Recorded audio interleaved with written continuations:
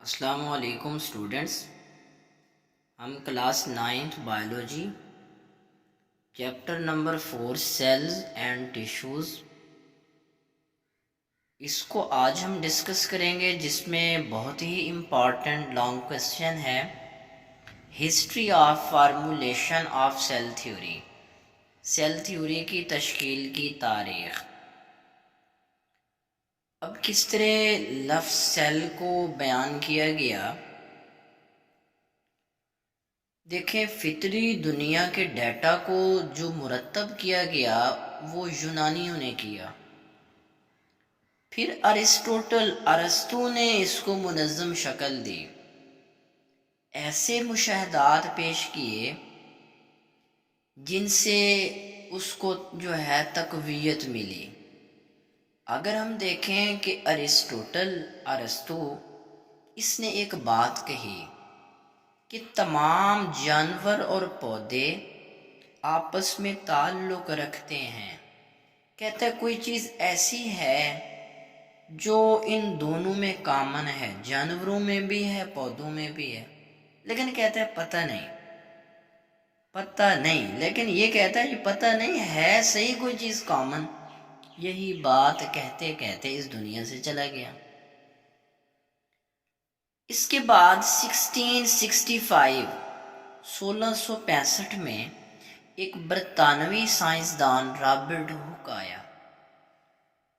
Robert ہک نے light microscope کے اندر اس نے کیا کیا، اس نے اپنی مائکروسکوپ بنائی ہوئی تھی، یہ پودے کا ایک ٹکڑا لیا، گویا ایک چھال لی، پودے کی چھال لی، بارک، اس کو مائکروسکوپ میں دیکھا، کہتا ہے لگتا ہے مجھے جیسے شہد کی مکھی کا چھتا ہوتا ہے نا، اور اس شہد کی مکھی کے چھتے کی طرح خالی خانے اس طرح مجھے نظر آ رہے ہیں۔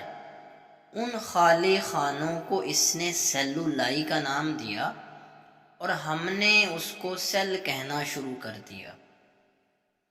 پھر 1665 کے کچھ سال بعد اینٹی وان لیون ہک آیا۔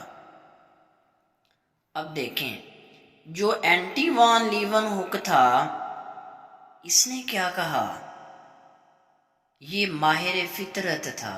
اینٹی وان لیون ہک نے زندہ سیل کا مشاہدہ کیا، تالاب کے پانی میں موجود، اس نے زندہ سیل کو اپنی مائکروسکوپ کے نیچے دیکھا۔ کہتے ہیں کہ اس کے گھر کے ساتھ تالاب تھا، یہ وہاں سے پانی لے آیا، اس پانی کے اندر جب اس نے دیکھا، اس نے اپنی مائکروسکوپ کے نیچے دیکھا تو کہا اچھا زندہ سیلز تو اس کے اندر بھی ہیں، یعنی چھوٹے چھوٹے جو مائکرو آرگنزم تھے نا، ان کو اس نے ڈسکور کیا، ان ٹینی مائکرو آرگنزمز کو اس نے اینی مالیکیول کا نام دیا۔ اب اس کے بعد 1809 کے اندر جین بیپٹسٹ ڈی لیمارک آیا۔ اب دیکھیں جی، اس نے کہا کسی جسم میں زندگی نہیں ہو سکتی جب تک اس کے حصے سیل پر مشتمل نہ ہوں یا وہ سیل سے نہ بنا ہوا ہو۔ تو اس نے بھی یہ بات کی کہ cell is the basic structural and functional unit of life. 1831 میں ایک باٹانسٹ تھا، ماہر نباتات، جن کا نام رابرٹ براؤن تھا۔ رابرٹ براؤن نے سیل کے اندر نیوکلیس کو ڈسکور کیا۔ کیسے؟ بتاتے ہیں جی کہ یہ فروٹ لے آیا، ایپل، سیب لایا، اس نے سیب کو کاٹا، جب کاٹا تو سنٹر میں بیج تھا، تو کیا کہتا ہے جی کسی چیز کا سنٹر اس کا نیوکلیس ہوتا ہے، گویا سیل کا سنٹر نیوکلیس ہے۔ 1838 میں میتھیس شلائڈن آیا، اس نے سیل تھیوری کا پہلا بیان جاری کیا۔ یعنی یہ پودوں کے ٹشو کا مطالعہ کرنا جانتا تھا۔ اس نے بھی پہلی بات یہ کی کہ cell is the basic structural functional unit of life. Matthias Schleiden کے بعد 1839 میں ایک جرمن ماہر حیوانیات زولوجسٹ تھیوڈر شوان آیا۔ اس نے جانوروں کے ٹیشوز میں انفرادی سیل کا مجموعہ کیا۔ اب اس نے کیا کہا کہ ہماری باڈی کے پہلے والے سیلز سے ہی نئے سیلز بنا کرتے ہیں، اور اس نے اس اصطلاح کو نام دیا اومینس سیلولا، ای سیلولا کا نام دیا۔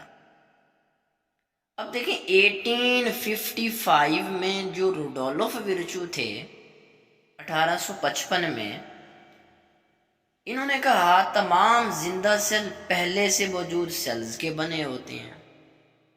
یعنی یہی چیز ہے اومینس سیلولا ای سیلولا، کہ پہلے سے موجود جو جاندار ہیں وہ بھی تو سیل کے بنے ہوئے ہیں نا۔ پھر 1862 کے اندر لوئس پاسچر آئے۔ انہوں نے پاسچورائزیشن کی ٹیکنیک بتائی ہمیں۔ انہوں نے بیکٹیریا پر تجربہ کیا، 1 سے 2 سیل کس طرح ڈیوائیڈ ہوتے ہیں۔ اب دیکھیں لوئس پاسچر کے بعد ہمیں صرف 3 اصول، یعنی اس پورے سیل تھیوری کی تشکیل کے اندر ہمیں 3 چیزیں نظر آئیں۔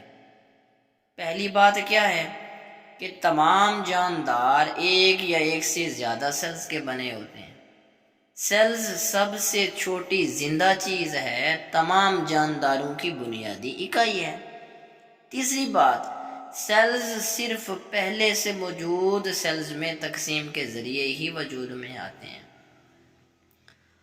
اب اس کے جو سن ہیں وہ یاد کرنے ہیں، جس میں سب سے پہلے رابرٹ ہک آیا 1665 میں۔ 1665 کے بعد 1809 میں جین بیپٹسٹ ڈی لیمارک آیا۔ اس کے بعد 1831 میں رابرٹ براؤن آیا۔ پھر 1838 میں میتھیس شیلائیڈن آیا۔ 1839 میں جو ہے تھیوڈر شوان آیا۔ اس کے بعد 1855 میں روڈولف ورچو آیا، اور 1862 میں لوئس پاسچر آئے۔ ان سب نے سیل تھیوری کی تشکیل میں اہم رول پلے کیا۔ تو جی اسٹوڈنٹس، اگر کسی کا کوئی کویسچن ہو فارمولیشن آف سیل تھیوری کے ریلیٹڈ، تو وہ ہمیں ضرور کمنٹ سیکشن میں کمنٹ دے۔ تھینک یو، اللہ حافظ۔